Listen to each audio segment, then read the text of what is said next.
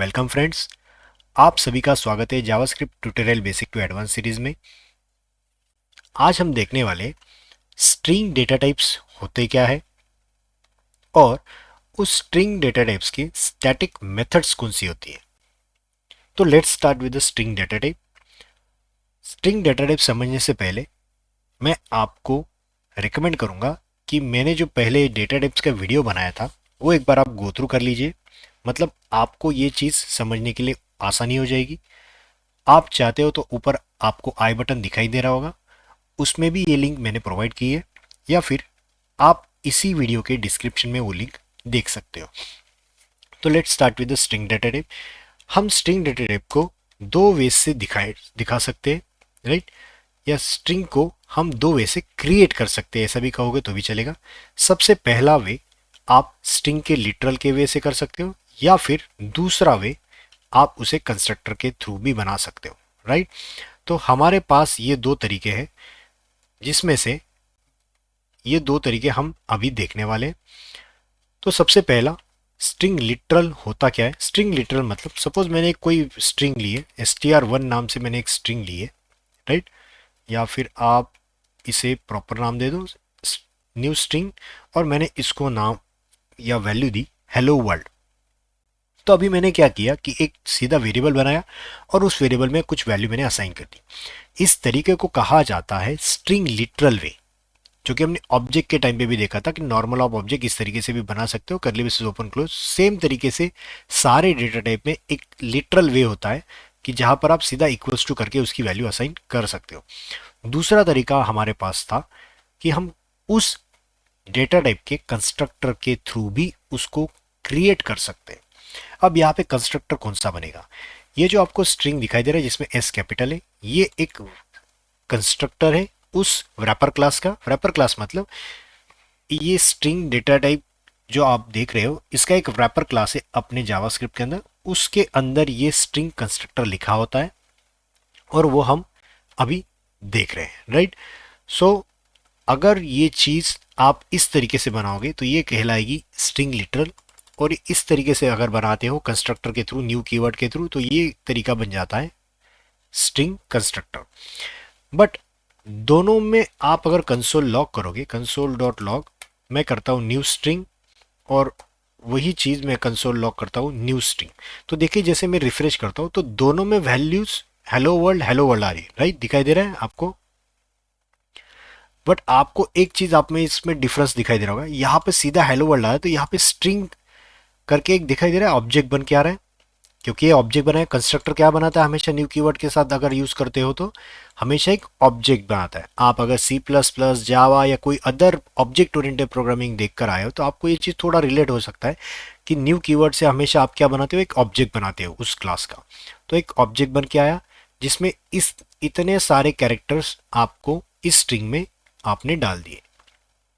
समझ पा रहे हो, दोनों में हेलो वर्ल्ड ही गया है, दोनों का रिप्रेजेंटेशन का भी अलग अलग हो गया।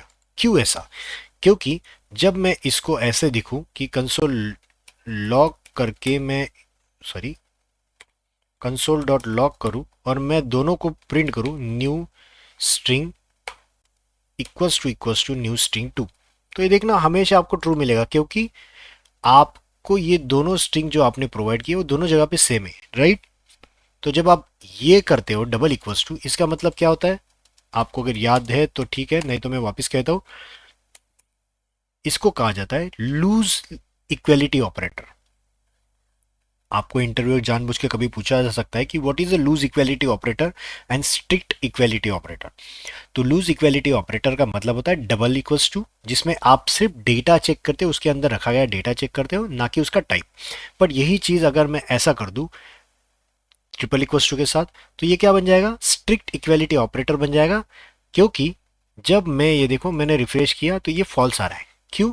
इसने जब डेटा चेक किया तो डेटा सेम था, लेकिन जब टाइप चेक किया जा रहा है तो टाइप दोनों का डिफरेंट है। आप कहोगे टाइप कैसे डिफरेंट है, दोनों तो तरीके सिर्फ अलग अलग है स्ट्रिंग क्रिएट करने के, तो ये टाइप कैसे अलग हो गया।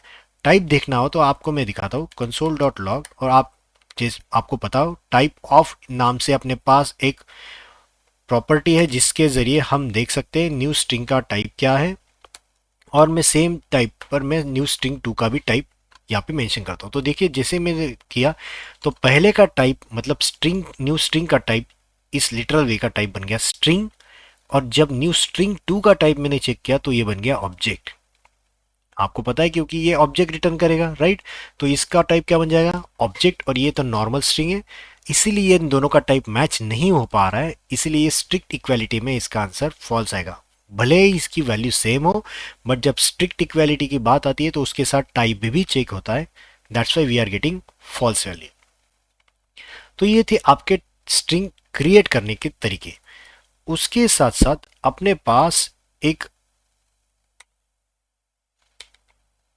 ओके, उसके साथ साथ अपने पास ऐसा भी मैं कह सकता हूँ, हमारे पास थ्री वेज है टू क्रिएट और टू डिनोट अ स्ट्रिंग। आपने ये तरीका उस वीडियो में देखा है जो मैंने पहले डेटा टाइप जब पढ़ाया था। तो उसमें से पहला तरीका था सिंगल कोट, दूसरा था डबल कोट जिसमें आप डबल कोट में ऐसे वैल्यू देते थे, और तीसरा था बैकटिक, राइट। तो ये तीन तरीके मैंने ऑलरेडी पढ़ा दिए थे, राइट। तो इनका ही इस्तेमाल आगे हमें करना है, तो इसीलिए मैंने आपको सिर्फ याद दिलाने के लिए किया कि आपने ये चीज़ उस वीडियो में देखी हुई है, इसलिए मैंने आपको रिकमेंड किया था कि पहले वो वीडियो एक बार देख लीजिए। अब मुझे एक चीज़ आपको समझानी है कि हमारे पास एक स्ट्रिंग प्रॉपर्टी भी होती है, स्ट्रिंग प्रॉपर्टी होती है, राइट। एक स्ट्रिंग प्रॉपर्टी इनबिल्ट आपके जावास्क्रिप्ट की तरफ से प्रोवाइड की जाती है, और उसे कहा जाता है लेंथ प्रॉपर्टी। आप कई लोगों को ऐसा लगता है कि लेंथ एक फंक्शन है, तो लेंथ एक फंक्शन ना होकर एक प्रॉपर्टी है। ये प्रॉपर्टी क्यों कह रहा हूं, क्योंकि देखिए आपको लेंथ के आगे ऐसे ब्रैकेट्स या ब्रेसेस नहीं दिख रहे, राइट। राउंडेड ब्रेसेस नहीं दिख रहे, क्यों नहीं दिख रहे, क्योंकि एक प्रॉपर्टी है। अगर ये फंक्शन होता तो ही आपको यहाँ पर ब्रेसेस देने की जरूरत थी।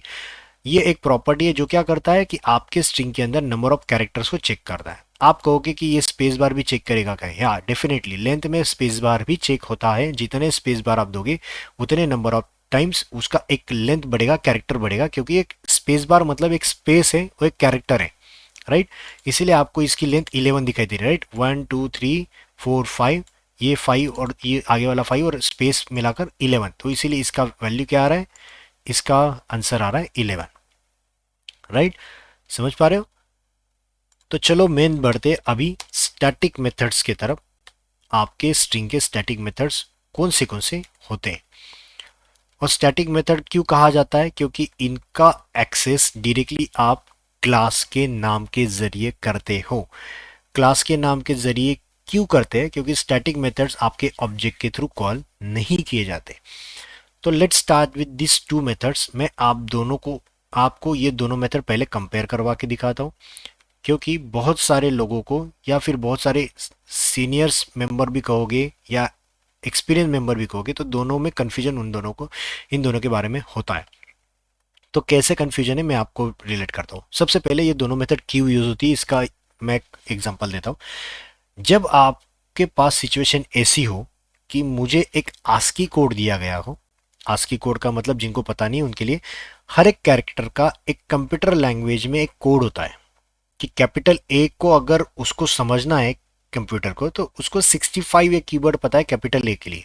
तो अगर आप 65 प्रोवाइड करोगे तो ऑटोमेटिकली वो चीज़ कन्वर्ट होके कैपिटल ए बनेगी, राइट, कंप्यूटर के लैंग्वेज में। तो कंप्यूटर के लैंग्वेज में अगर आप आस्की कोड चाहते हो, तो सपोज मैंने ऐसा लिख दिया कंसोल डॉट लॉग, और इसमें लिख दिया string dot from char code, और इसके अंदर मैंने सिर्फ लिख दिया 65। समझ पा रहे हो, ये 65 किसका कोड है, 65 ये आपका आस्की कोड है कैपिटल ए का, राइट। ये देख रहे हो आप, लास्ट में कैपिटल ए प्रिंट हुआ। अगर यही चीज मैं 66 कर दूं तो ये क्या प्रिंट करेगा, यस डेफिनेटली ये बी प्रिंट करेगा। आपको आस्की कोड नहीं पता तो आप गूगल पे सर्च कर सकते हो आस्की कोड टेबल भी बोलोगे तो भी चलेगा। तो ये है आपका आस्की कोड टेबल, तो हर एक कैरेक्टर का आपको आस्की कोड यहाँ पे मिल जाएगा। तो ये आप कभी भी देख सकते हो, नो इश्यूज। ये आपको गूगल पे भी अवेलेबल है, या फिर आप जहाँ चाहो तो वहाँ पे देखो। मैंने यहाँ पे स्टार्ट किया तो ये आस्की कोड है। आपको 65 कहाँ पे गया, 65। तो ये देखो ये 65 दिखा दे रहा है। 65 ये आपका किस कैरेक्टर के लिए, कैपिटल ए के लिए। तो कैपिटल जेड के लिए कौन सा कैरेक्टर है, 90। आप चेक करो यहाँ पे मैं अगर इसी को मैं कर दूँ 90, तो ये क्या आना चाहिए, कैपिटल जेड आना चाहिए। देखो मैं रिफ्रेश करता हूँ पेज, कैपिटल जेड आ गया। तो मतलब इस टेबल को ये रेफर करता है, राइट। बट क्या हो बट क्या हो अगर मैं यहाँ पर सीधा ऐसे दूँ कंटिन्यूस में 66 कॉमा 67 कॉमा 68, तो ये लेगा क्या? यस ये लेगा, बट ये लेने के बाद इसको कन्वर्ट सीधा स्ट्रिंग में कर देगा। 65 बन गया ए, 66 बन गया बी, सी, डी, और ये इनका पूरा कॉम्बिनेशन मिलके बन गया A B C D string, right. तो ये आपको समझ में आ गया कि हम फ्रॉम कैर कोड की यूज करते हैं। कैर कोड में हम कोड देते हैं और उस कोड से, उस कैरेक्टर कोड से हमें स्ट्रिंग कन्वर्ट करके मिलती है जो कि उस आस्की कोड के रिलेटेड में होगी, राइट। अगर यही चीज मैं फ्रॉम कोड पॉइंट करूं, देखो आपको मैं वही चीज कॉपी पेस्ट करवाता हूं, कॉपी पेस्ट, और इनिशियली मैं ये चीज पहले हटा के आपको सिर्फ दिखाता हूं फ्रॉम कोड पॉइंट से ये चीज कैसे डिनोट होगी। सेव करता हूं, देखिए इसमें क्या प्रिंट हुआ, ए बी जेड, वही था ए बी जेड। यहाँ पे 65 पहले था तो ए बी जेड ही था। तो आप कहोगे कि दोनों में डिफरेंस क्या रहा, राइट। दोनों में डिफरेंस ऐसा कि इसकी रेंज कम है, ये 0 से लेकर 65535 के कोड्स तक ये वैल्यू ले सकता है, राइट। इसे कहा जाता है BMP codes, basic multilingual plane. इसका एक बड़ा सा टॉपिक बनेगा, अगर आप चाहते हो तो गूगल पे सर्च कर सकते हो बीएमपी कोड्स क्या होता है। बट मैंने आपको सिर्फ रेंज बता दी कि इतने रेंज तक का ये सपोर्ट करेगा। बट यही चीज अगर आप इसके बारे में देखोगे तो इसकी रेंज देखो कितनी बड़ी है। इसकी रेंज 111 4111, यहाँ तक इसकी रेंज है 0 से लेकर। तो ये ऑब्वियसली ये थोड़ा एडवांस कहोगे आप कि जो काम आपका फ्रॉम कैड कोर कर रहा था वही चीज ये करेगा। बट आपको ये प्रूव करना है कि भाई इसकी रेंज ज्यादा है, इसकी रेंज नहीं है, ये रेंज सपोर्ट नहीं कर पा रहा है जो ये कर पाएगा। तो इसके लिए मैं आपको एक एग्जांपल देना चाहता हूँ। मैंने गूगल पे एक सर्च किया, स्माइली का इमोजी अपना कोड होता है, राइट। एक स्माइली होते हैं अपने पास। तो ये विंकिंग फेस का, मैं सपोज ये स्माइली है, तो ये एक यूनिकोड हेक्स कोड है। तो इसको अगर मैं दोनों के साइड से प्रिंट करूं, राइट, मैं इसको लिखने का तरीका पहले बता देता हूँ। 0 लिखो, एक्स या फिर मल्टीप्लाई और जो आपका सिंबल कहोगे, और यही चीज आपको यहाँ पर दोनों जगह लिखनी है, कंसोल डॉट फ्रॉम कैड कोड। और इसके जगह पे क्या करोगे, वापस सेम तरीका, मैंने देखो यही से कोड उठाया है, यूनिकोड हेक्स वैल्यू। अब आप बोलो कि कौन सा कोड आपका स्माइली प्रिंट करेगा। मैं पहले ऊपर वाले कंसोल्स में कमेंट कर देता हूँ, मतलब आपको प्रॉपरली चीज़ें दिखेंगी। इन कंसोल्स को मैं कमेंट कर देता हूँ, ठीक है। रिफ्रेश कर देता हूँ, देखो ओके। तो जैसे रिफ्रेश किया तो देखिए ये ए बी जेड के बाद ये जो लाइन प्रिंट हुई, राइट, इसने क्या किया, एक कोई तो भी अजीब सिंबल दिखाई दे रहा है, राइट, जो कि एक स्माइली नहीं है। बट यही चीज अगर फ्रॉम कोड पॉइंट करूं तो देखिए स्माइली प्रिंट हो रहा है। क्यों? क्योंकि स्माइली का कोड इसके रेंज के बाहर का है, तो ये उस कोड को आइडेंटिफाई नहीं कर पा रहा है। इसी वजह से इसके तरफ से जो भी सिंबल या स्ट्रिंग कन्वर्ट होगी तो अनरिकग्नाइज टाइप ऑफ स्ट्रिंग ये बना के दे रहा है, राइट। और वही चीज अगर मैं फ्रॉम कोड पॉइंट करूं तो मुझे प्रॉपर सिंबल या फिर जो स्माइली है वो दिखाई दे रहा है। आपको एक और एग्जांपल दिखाता हूँ। मेरा मैथमेटिक्स इतना अच्छा नहीं है, लेकिन मैं आपको एक चीज़ याद दिलाना चाहता हूँ कि मेरे पास सपोज एक कोई, आप कोई भी एक ले लो, कोई इशू नहीं। सपोज मैंने, जो आपको पता है इसीलिए मैथमेटिक्स का बता रहा हूँ कि ऐसे कुछ तो भी वेरिएबल आपने यूज़ किए होंगे। देखिए इसमें से कौन सा जिसको मैं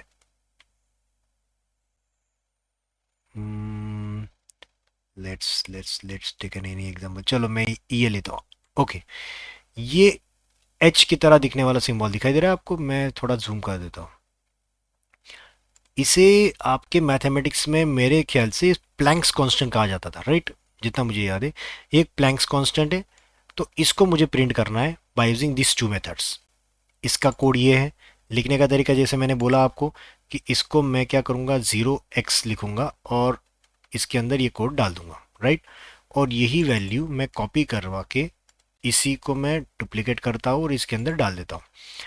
अब जैसे देखो मैंने रिफ्रेश किया, मैं बाकी चीज़ों को मैं कमेंट कर देता हूँ, आपको सिर्फ कंपेयर के लिए दोनों ही रखता हूँ। अब जैसे मैं रिफ्रेश कर रहा हूँ तो देखो इसने कुछ तो भी अजीब तरीके से कोड प्रिंट किया जिसका कन्वर्जन वो कर नहीं पाया। तो ये बियॉन्ड द वैल्यू, ये बीएमपी कोड में नहीं आता। इतनी रेंज बीएमपी कोड की यहाँ तक की है, जो बीएमपी कोड के बाहर वाली रेंज का काम है उसे कहा जाता है नॉन बीएमपी कोड, जो बीएमपी में नहीं कंसिडर होगा। तो ये सारे क्या है, नॉन बीएमपी कोड से। जब नॉन बीएमपी कोड्स की बारी आई तो आपको कौन सा यूज करना है, फ्रॉम कोड पॉइंट। अगर आपको पता है कि बीएमपी कोड में ही है वैल्यू तो आप फ्रॉम कोड कैर कोड भी यूज कर सकते हो। बट आई विल प्रेफर कि ये दोनों को सपोर्ट करता है, तो आप ये तरीके को इस्तेमाल करना बेटर ऑप्शन है, जिससे आपको इन फ्यूचर अगर कोड चेंज होता है या कोई नॉन बीएमपी कोड आता है तो it will support that one. From char code support नहीं कर पाएगा इस सिचुएशन पे। तो ये मुझे कहना है। तो देखिए ये प्लैंक्स कांस्टेंट आ गया, लेकिन ऊपर वाला ये प्लैंक्स कांस्टेंट नहीं प्रिंट कर पा रहा है। So that was all about from char code and code point. दोनों क्या करते हैं, स्ट्रिंग कन्वर्ट करके देते हैं कोड से, जो भी दिया गया कोड है उससे कन्वर्ट करके वो स्ट्रिंग में कन्वर्ट करेगा, और सिंबल या स्ट्रिंग बोलोगे तो उसमें कन्वर्ट करके आपको दे देगा। अब ये थर्ड और लास्ट मेथड आपके स्ट्रिंग में है, जिसे कहा जाता है स्ट्रिंग रॉ। सबसे पहले इसके पहले मुझे एक चीज आपको बतानी है कि एस्केप कैरेक्टर्स नाम से एक कंसेप्ट होता है आपके लैंग्वेज में, जावास्क्रिप्ट में। तो एस्केप कैरेक्टर्स कौन से आपने देखे अभी तक? आपने देखा होगा बैकस्लैश एन देखा होगा, राइट, जो न्यू लाइन के लिए यूज होता है। एक टैब के लिए भी है, बैकस्पेस के लिए है, रिवर कैट, ऐसे बहुत सारे, वर्टिकल टैब, तो बहुत सारे चीज़ें जिसमें से मैं आपको कुछ गिन चुन के दिखाता हूँ। चलो, तो ऐसा भी होगा आपको, हाँ, कि बैकस्लैश मैंने किया और डबल कोट डाल दिया तो ये क्या प्रिंट करता है, डबल कोट प्रिंट करता है, राइट। ये सिंगल कोट प्रिंट करता है। फॉर एग्जांपल मैं लिखता हूँ यहाँ पे कंसोल डॉट लॉग, ओके। इसके साथ साथ एक चीज मैं दिखाता हूँ पहले, कि मैंने जो आपको बताया था 3 तरीके अपने पास है, राइट, स्ट्रिंग डिनोट करने के, single quote, double quote, back tick. इसको चालू करने से पहले मैं आपको सिर्फ इसका एक एग्जांपल देता हूँ। सपोज मुझे चाहिए कि इस हेलो वर्ल्ड में स्पेस ना देते हुए एक एंटर प्रेस कर दूं, मतलब मैं इस तरीके से प्रिंट करवाना चाहता हूँ उसको, चलेगा क्या इसमें? नहीं, सिंगल कोट कभी भी आपका न्यू लाइन के तौर पे एक्सेप्ट नहीं करता। अगर आप सीधा एंटर करोगे और बचा हुआ पार्ट आप नेक्स्ट लाइन में लिखोगे तो it will not gate supported by single quote. आपको इस जगह पे क्या यूज़ करना पड़ता है, एस्केप कैरेक्टर्स यूज़ करने पड़ते हैं। जैसे देखो मैंने अभी एक console dot log single quote किया, तो अब जब प्रिंट करेगा तो ये देखिए प्रिंट करते हुए इसको ना हेलो ऊपर और वर्ल्ड नीचे वाले लाइन पे आया, राइट। तो ये सिंगल कोट कभी भी आपका डायरेक्टली एंटर कीवर्ड अलाउड नहीं करता, ये कभी भी क्या करता है, अलाउड आपका एस्केप कैरेक्टर्स करता है। इसीलिए मैंने बोला था अपने पास इतने सारे एस्केप कैरेक्टर्स है, राइट। सेम चीज आपका double quote enter character support नहीं करता। देखो यहाँ पे एरर आ रहा है, अनटर्मिनेटेड स्ट्रिंग लिटरल, तो ये चीज अलाउड नहीं है। इसको भी करना है तो आपको क्या करना पड़ेगा, बैकस्लैश एन ऐसे करो, जिससे क्या बन जाएगा, ये डबल कोट की भी स्ट्रिंग नए लाइन पे क्रिएट होना चालू कर दी। बट यही चीज अगर बैकटिक के बारे में करूं, मतलब मैं यहाँ से स्पेस हटा के यहाँ पे एंटर कर देता हूँ और यहाँ पे कंसोल लॉक को बैकटिक वाला कर देता हूँ, तो देखो ये प्रिंट कर रहा है। इसको यहाँ पे एस्केप कैरेक्टर्स की जरूरत नहीं पड़ी। तो हमेशा याद रखना, सिंगल कोट डबल कोट्स में आपको एस्केप कैरेक्टर्स की जरूरत पड़ेगी फॉर न्यू लाइन, बट बाकी बैकटिक के लिए उसकी जरूरत नहीं है। अब दूसरा एग्जांपल, कि मुझे, मैं यहाँ पे इसी को लगे तो आपको कॉपी करवा के इसी के नीचे डालता हूँ, ठीक है। Single quote 1, double quote 1, backtick 1, मतलब आपका वेरिएबल ओवरराइट नहीं करेगा या फिर एरर नहीं देगा। अब मुझे सपोज यहाँ पे बैकस्लैश टी देता मैं, तो क्या होता है इसके अंदर, राइट, इसके अंदर क्या हो जाता, तीनों के अंदर मैंने एस्केप कैरेक्टर्स यूज किए, तो तीनों के दो क्या, तीनों के अंदर स्पेस छूटा है, राइट। टैब का मतलब क्या होता है, 8 स्पेसेस छोड़ो, 8 वाइट स्पेसेस को छोड़ दो, 8 स्पेसेस को छोड़ दो। तो ये इस तरीके से आपके बैकटिक्स के एस्केप कैरेक्टर्स आपको यूज कर सकते हो। आप चाहते हो कि ये वर्ल्ड वाला चीज मुझे सिंगल कोट में चाहिए, तो आप क्या करोगे, इसको इस तरीके से लिखोगे, राइट, बैक बैक स्लैश और उसमें सिंगल कोट, राइट। इसको देखो, मैंने रिफ्रेश किया, ओके एक सेकेंड, यहाँ पर मैंने किया इस तरीके से, skip character single quote, okay sorry इसमें डबल कोट है, ओके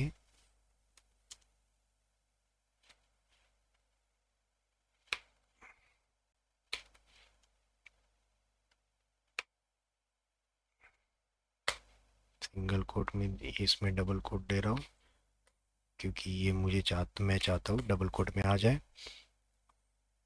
रिफ्रेश किया, अरे मैंने रिफ्रेश ही नहीं किया था, उसको डबल कोट में आया, और सेम तरीके से मैंने इसको सिंगल कोट में कर दिया,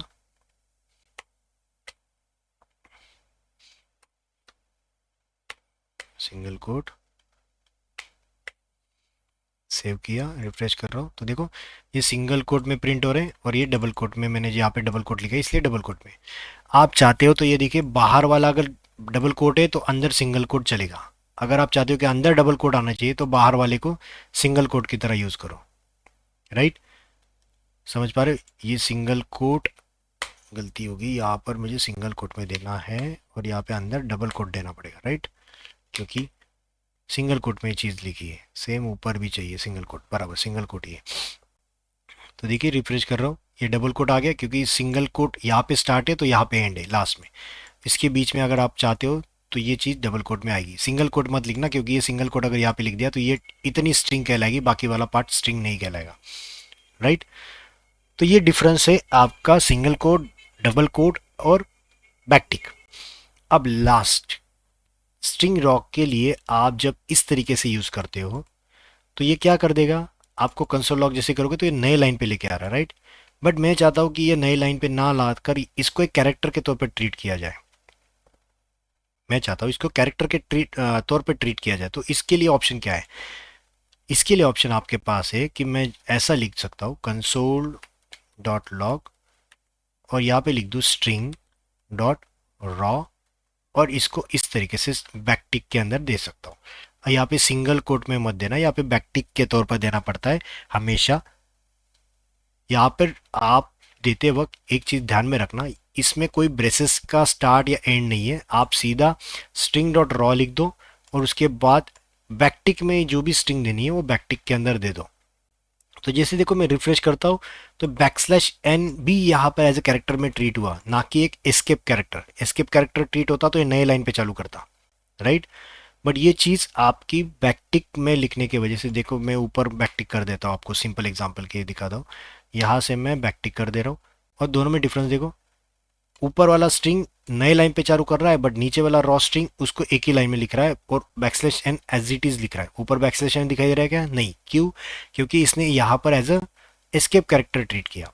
जब आप चाहते हो कि एस्केप कैरेक्टर को उसका नॉर्मल बिहेवियर छोड़ के रॉ स्ट्रिंग में कन्वर्ट करना है, रॉ स्ट्रिंग मतलब उसका कोई मीनिंग मत रखो, नॉर्मल एक कैरेक्टर की तरह ही ट्रीट करो, तो तब आपको यूज करना है स्ट्रिंग डॉट रॉ, और उसके बाद बैकटिक के अंदर जो भी आपको स्ट्रिंग देनी है तब यूज करो। आप कहोगे कि इसका इस्तेमाल कहाँ पर आप यूज करोगे। फॉर एग्जाम्पल मैंने एक ये फाइल बनाई है, इसका मैं सपोज राइट क्लिक करके इसका रिलेटिव पाथ ले लेता हूँ, और मैं चाहता हूँ कि कंसोल डॉट लॉग, और मैं इसको ऐसे लिख दूँ बैकटिक के अंदर, चलो मैं आपके समझने के लिए लिखता हूँ C colon back slash suppose dev slash program slash, ऐसे कुछ मेरे पास पाथ है, विंडोज़ में पाथ ऐसे ही आता है, राइट। तो ये पाथ में सपोज मेरे पास ऐसा है, और मैं इसको रॉ स्ट्रिंग के थ्रू कन्वर्ट करना चाहता हूँ, रॉ स्ट्रिंग के थ्रू कन्वर्ट करना चाहता हूँ मतलब मुझे यहाँ पर ये लिखना है, चल जाएगा, हाँ डेफिनेटली चल जाएगा, ये टोटल नॉर्मल स्ट्रिंग तो है, बट क्या हो अगर यहाँ पर इस जगह पर पी के जगह पर एन होता, एक फोल्डर का नाम है जो एन से स्टार्ट है, राइट। यहाँ पे लिख देता हूँ नोट्स सपोज, और यहाँ पे भी लिख देता हूँ नोट्स, तो ये क्या कर देता, देखिए ऊपर वाले में मैं ऊपर के दोनों कंसोल कमेंट करता हूँ, ये भी कंसोल कमेंट कर देता हूँ, ये भी कंसोल कमेंट कर देता हूँ। अब क्या बचा, मेरे पास सिर्फ इतने दो बने, ऊपर में भी कोई कंसोल से क्या, अच्छा इसमें भी कंसोल है, तो इनको कमेंट, आपको कोड आसानी से समझ में आने के लिए मैं कंसोल लॉग ये कर रहा हूँ। अब देखो, मैंने जो यहाँ पे पाथ दिया था कंसोल लॉग करने के लिए, इसने क्या किया, डेव तक लाया। इसके बाद इसने नोट्स ना कंसिडर करते हुए उसने क्या कंसिडर किया, बैकस्लैश एन। बैकस्लैश एन मतलब इसने कंसिडर किया एस्केप कैरेक्टर। जब एस्केप कैरेक्टर हो जाएगा तो आगे वाली चीजें देखो नेक्स्ट लाइन पे चलेगी। समझ पा रहे हो? तो ये है दिक्कत आपके नॉर्मल स्ट्रिंग की। तो इसको आपको, अगर चाहते हो कि ये पाथ जो मैंने दिया है एज इट इज ले, एक रॉ स्ट्रिंग के तौर पे, तो आप इसको स्ट्रिंग डॉट रॉ में डाल दो, तो ये देखो पूरा पाथ ले रहा है। अब आपको ये पाथ कहीं पे भी यूज करो, नो इश्यूज, राइट। ये हमेशा क्या रिटर्न करता है, एक रॉ स्ट्रिंग रिटर्न करता है। देखो इसका रिटर्न टाइप क्या है, स्ट्रिंग है, एक रॉ स्ट्रिंग है। तो आप इसको कहीं पे भी आप बाद में यूज कर सकते हो। सो ये थे आपके स्ट्रिंग डेटा टाइप और उसके स्टैटिक मेथड्स। एक लास्ट टॉपिक मुझे आपको बताना है,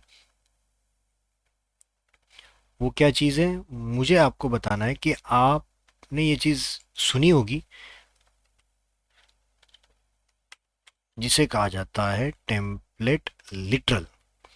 टेम्पलेट लिटरल एक ऐसा तरीका है कि जिसमें आपको जब बैकटिक, मतलब आपने ऑलरेडी किया है, पता आपको पता नहीं कि उसको टेम्पलेट लिटरल कहा जाता है। जैसे मैं कोई नाम देता हूँ या कोई कोई भी चीज़, एक स्ट्रिंग लेता हूँ, सपोज माय नेम। मैं देने के लिए मेरे पास तीन तरीके, right, single code, double quote और बैकटिक। जब आप बैकटिक में देते हो तो इसे कहा जाता है टेम्पलेट लिटरल, राइट। जब आप बैकटिक में कोई स्ट्रिंग देते हो तो इसे कहा जाता है टेम्पलेट लिटरल। और एक और कंसेप्ट होता है जिसको कहा जाता है स्ट्रिंग इंटरपोलेशन। स्ट्रिंग इंटरपोलेशन मतलब क्या होता है कि जब भी आप, it means we can inject variable inside the string. For example मेरे पास ये नेम है, राइट, और मैं चाहता हूँ कि ये नेम मेरे ऐसे प्रिंट में हेलो करके मुझे प्रिंट करना है। तो मैं क्या करूँगा, कंसोल डॉट लॉग, मैं बैकटिक में ऐसे लिखूंगा हेलो, और यहाँ पर मुझे माई नेम लिखना है। माई नेम कैसे लिखूंगा मैं, सीधा आप बोलोगे कि माई नेम ऐसे लिख दो, ये ले लेगा। ले लेगा क्या, चेक करो। या फिर रिफ्रेश करता हो तो अरे इसने तो माई नेम प्रिंट किया, इसने इसकी वैल्यू प्रिंट नहीं की। इसकी वैल्यू अगर प्रिंट करनी है तो आपको क्या करना पड़ता है, करली ब्रेसेस में तो वेरिएबल देना ही है, बैकटिक में ही देना है पूरी स्ट्रिंग, और इसके आगे डॉलर लिख देना है। समझ पा रहे हो? पहले तो पूरी स्ट्रिंग बैकटिक में देनी है, जहां पर वेरिएबल आपको पुटअप करना है, जिस वेरिएबल की वैल्यू पुटअप करनी है उसको डॉलर और करली ब्रेसेस के अंदर लिख दो। तो ये क्या बन गया, ऑटोमेटिक एक वेरिएबल बन गया। देखो जैसे मैं रिफ्रेश करता हूँ तो इसने प्रिंट कर दिया हेलो भूषण पवार, उस वेरिएबल की वैल्यू यहाँ पे पेस्ट हो जाएगी। समझ पा रहे हो? इसे कहा जाता है स्ट्रिंग इंटरपोलेशन। मतलब बैकटिक के अंदर कोई स्ट्रिंग दे रहे हो और उसके अंदर किसी भी वेरिएबल को इंजेक्ट करना या फिर डालना हो उस वेरिएबल को, तो यहाँ पर आपको डॉलर कर्ली ब्रेसेस ओपन, उस वेरिएबल का नाम, वापस कर्ली ब्रेसेस क्लोज। तो ये बन जाएगा आपका वेरिएबल एक्सेस का वे इन अ बैकटिक। मतलब in a template literal, if I want to add a variable or inject a variable or add expression, then it is used by string interpolation। मैंने कहा एक एक्सप्रेशन भी कैलकुलेट कर सकते हो, मतलब हेलो, ठीक है, माय नेम, और इसमें देखो अपर केस कर दिया है यहाँ पर। अपर केस मतलब मेरा जो नाम है वो पूरा अपर केस में यहाँ पे एक्सप्रेशन कैलकुलेट हो रहा है। देखो मैंने दी गई स्ट्रिंग टू अपर केस, इसका मतलब आपको ये अपर केस में कन्वर्ट करके मिलेगा। डोंट वरी, ये टू अपर केस वगैरह ये जो इंस्टेंस मेथड से हम देखने वाले हैं, बट थोड़ा जानकारी के लिए मैंने बताया दिया कि इस तरीके से भी आप एक्सप्रेशन कैलकुलेट कर सकते हो। या फिर आप कहोगे कि मुझे सर यहाँ पर कुछ कैलकुलेशन करनी है, जैसे 20 + 30, ये क्या करेगा, ये आपका प्रिंट करेगा 50। देखो इसने कैलकुलेट कर लिया, इसके अंदर जो रखा है वो एज ए एक्सप्रेशन की तरह ही लेता है। अंदर जो एक वेरिएबल हो या कोई कैलकुलेशन हो तो वो एज ए एक्सप्रेशन की तरह कैलकुलेट कर लेगा। तो ये था all about string data type and it's static methods. आपको ये अगर वीडियो पसंद आता है तो प्लीज़ लाइक, सब्सक्राइब और शेयर ज़रूर कीजिए। आपके फ्रेंड्स को भी ये लिंक शेयर कर सकते हो जिससे उनको भी बेनिफिट हो जाएगा। और अगर आपको ये वीडियो पसंद आता है तो प्लीज़ इस वीडियो के कमेंट सेक्शन में आप आपके थॉट्स यहाँ पर डाल सकते हो। अगर आपको कुछ क्वेश्चंस हो इस वीडियो रिलेटेड तो डेफिनेटली आप इसके अंदर क्वेश्चन के तौर पे कमेंट्स में डाल सकते हो। मैं ट्राई करूँगा कि आपके क्वेश्चंस का डेफिनेटली आंसर दूँ। तो फिर मिलते हैं नेक्स्ट वीडियो में जिसमें हम देखने वाले हैं स्ट्रिंग के इंस्टेंस मेथड्स। तो तब तक के लिए थैंक यू।